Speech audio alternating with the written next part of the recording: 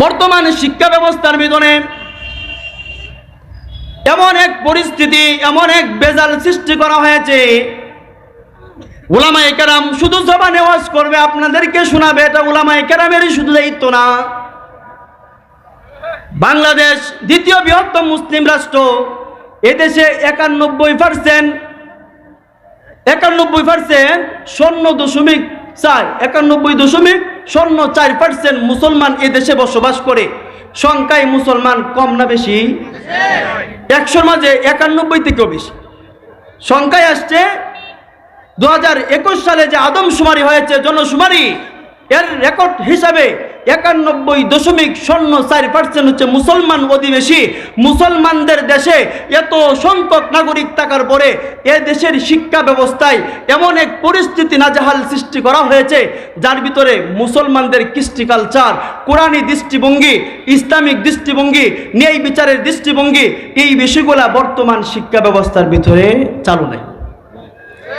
সম্মানিত হাজিরিন, সবচাইতে গুরুত্বপূর্ণ যে বিষয়টা, সেটা হলো ট্রান্সজেন্ডার।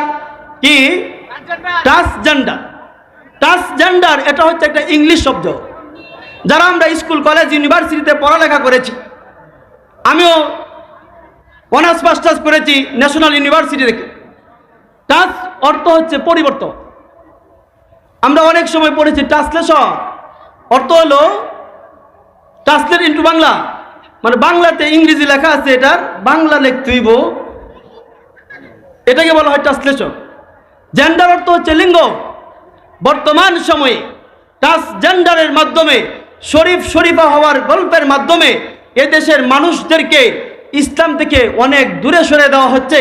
আমি আপনাদের সম্মুখে শরীয়তের পক্ষ থেকে স্পষ্ট একটা মাসালা ঘোষণা করতে চাই। আল্লাহ রাব্বুল আলামিন যাকে দুনিয়াতে পুরুষ বানাইছে, মরণ পর্যন্ত তাকে পুরুষের বেশি থাকতে হবে, ঠিক কিনা বলে?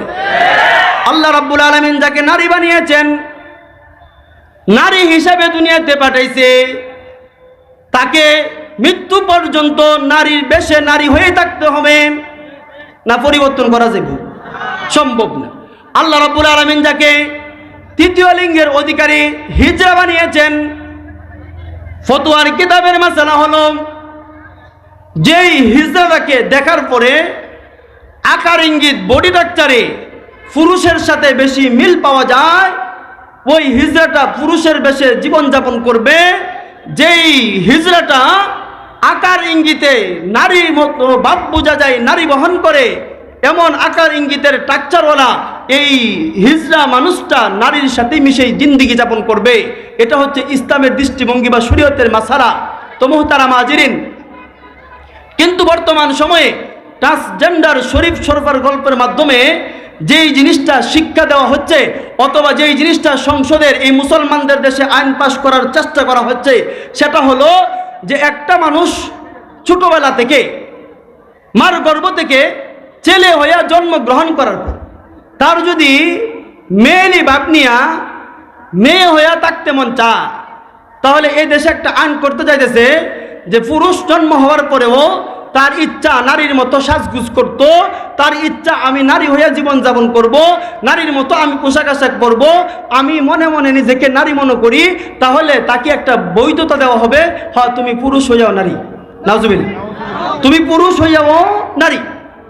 আর যদি কোনো নারী চিন্তা করেন, আমি মেয়ে হয়ে জন্মগ্রহণ করেছি কথা সত্য, কিন্তু আমার মেয়ের ড্রেস পরবার মন চায় না, আমার মন চাই প্যান্ট শার্ট পইরা, মাথার চুলগুলাকে কাইটা রঙিন একটা চশমা লাগাইয়া আমি নারীর মতো না থেকে পুরুষের মতো থাকতাম চাই, তাহলে এই ট্রান্সজেন্ডার মতবাদওয়ালা মানুষগুলা বলে যে নারী হইয়া যদি পুরুষের সাজদস্ত চা আর পুরুষের মতো সামাজিক ব্যবস্থায় সে বাঁচতে চা, তাহলে তাকেও সে সুযোগটা দিতে হবে। নাউজুবিল্লাহ। মুহতারাম হাজিরিন, 2 মিনিটে আমি আপনাদের সময় একটা গল্প বলে আমার আলোচনাটা গুছিয়ে নেব। মনে করেন একটা ছেলে, সে নিজেকে নারী মনে কইরা ছোট বয়স থেকে নারীর মেয়েলি ভাব নিয়া মেয়েলি একটা নাম লাগাইয়া, ওই ছেলেটা যখন ম্যাট্রিক পাস করবেন, ম্যাট্রিক পর্যন্ত সে যেহেতু মেয়েলি নাম লাগাইছে, তার নামটা কোন খাতা থাকবো, ছেলেদের খাতা নাকি মেয়েদের খাতা? মেয়েদের খাতা। সে যখন ম্যাট্রিক পাস করার পরে মনে করেন আমাদের পার্শ্ববর্তী কটিয়াদি ডিগ্রি কলেজ অথবা গভর্নমেন্ট গুরুদয়াল কলেজে ভর্তি হলো, নামটা থাকবো মেয়েলি, চাই নামটা রহিমাই হোক চাই শরীফাই হোক, কি বলেন? ছেলে হওয়ার পরেও মেয়েলি সাজগুজ করে, মেয়েলি পোশাক আশাক করে, মেয়েলি আকার ডিজাইন ধারণ করে, মেয়েলি একটা নাম লাগাইয়া মেট্রিক পাস করে যখন কলেজে ভর্তি হইলো, কলেজ কর্তৃপক্ষের কাছে সে আবদার করলো যে আমি তো কলেজ হোস্টেলে থাকতে চাই। কোথায়? আমি কলেজ হোস্টেলে থাকতে চাই। কলেজ কর্তৃপক্ষ দেখবে নামটা তার শরীফা, আকার ইঙ্গিতে শরীফা, পোশাকেও শরীফা, নামে শরীফা, পোশাকে শরীফা। বলেন এই মহিলাটাকে, এই শরীফাকে টাকার জন্য কি ছেলেদের হোস্টেলে পাঠাইবো নাকি মেয়েদের হোস্টেলে? বলেন এই যে শরীফা নাম লাগাইছি, অথবা তার যে আকার ইঙ্গিতে মেয়ে দোষে, আসলে কে মেয়ে নাকি মেয়ের বাপ দোষে? এর উদ্দেশ্য ভালো না উদ্দেশ্য খারাপ? মতলব খারাপ। এর উদ্দেশ্য হচ্ছে আমি মেয়ে পুরুষ হওয়ার পরেও মেয়ের সাজগুজ ধরে মেয়েদের সাথে দেখে আমি লুচ্চামি বদমাশি করতে চাই, ঠিক কিনা বলে? ঠিক তেমন ভাবে যেই মেয়েটা ছোটবেলা পুরুষের নাম লাগাইছে, ছেলের নাম লাগাইয়া, ছেলের বেশ ধরিয়া, প্যান্ট শার্ট কইরা, বক কাটিং লাগাইয়া অথবা স্কোয়ার শার্ট লাগাইয়া, রঙিন চশমা পইরা স্কুল থেকে মেট্রিক পাস করার পরে মেয়েটা যখন কলেজে ভর্তি হয়েছে, কলেজের খাতায় তার নাম হইল ছেলের নাম। বলেন যে মেয়ে না ছেলে? মেয়ে। মেয়ে হওয়ার পরে ছেলের নামে পাস কইরা যখন সে কলেজে ভর্তি হইল, ছেলের নাম থাকার কারণে কলেজ কর্তৃপক্ষ তাকে কি মেয়ের সাথে দেখতে দিব নাকি ছেলে নাম থাকার কারণে ছেলের সাথে থাকতে দিব? বলেন ইজ্জত থাকবে না নষ্ট হবে? নষ্ট হয়ে যাবে।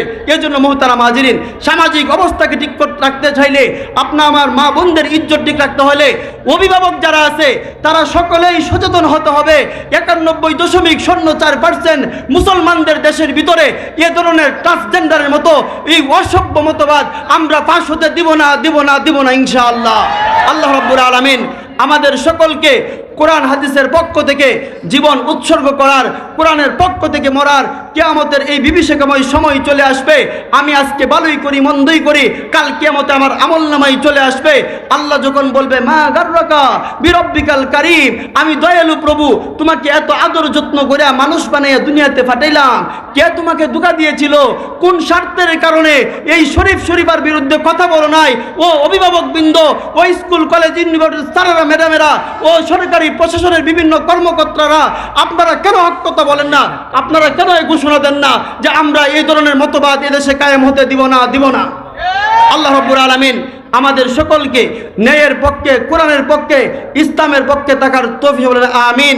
এ বলে আমার সংক্ষিপ্ত আলোচনা এখানে শেষ করছি। সকলেই আমরা অবশ্যই জানতে পারছি আমাদের রফিকুল ইসলাম মাদানী সাহেব উপস্থিত হয়েছেন আজকের মাহফিলে। আরও বেশ কয়েকজন বড় উলামায়ে কেরামকে আমরা দাওয়াত করেছি। আজকের মাহফিলের প্রধান বক্তা যিনি, সুমধুর কণ্ঠের অধিকারী আল্লামা শেখ রেজাউল করিম ইব্রাহিম, উনি আমাদের প্রধান বক্তা। আজকের মাহফিলে আরেকজন বিশেষ আকর্ষণ হচ্ছে এমদাদুল্লাহ বৈরবী। রফিকুল ইসলাম মাদানী সাহেবের আলোচনার পরে আমরা এই দুইজন বিশেষ বক্তা কারি সাহেবের আলোচনাও শুনে শেষ মুনাজাতের মাধ্যমে মাহফিল শেষ করব। মাহফিলের প্যান্ডেলের ভিতরে 7:30 ইনশাআল্লাহ জামাত অনুষ্ঠিত হবে। নামাজের পরেই আমাদের আজকের মাহফিলের প্রধান আকর্ষণ আল্লামা রফিকুল ইসলাম মাদানী সাহেব স্টেজে চলে আসবেন। আল্লাহ সকলকে সবরের সাথে থাকার তৌফিক দিন। আমিন। আসসালামু আলাইকুম ওয়া রাহমাতুল্লাহি ওয়া বারাকাতুহু।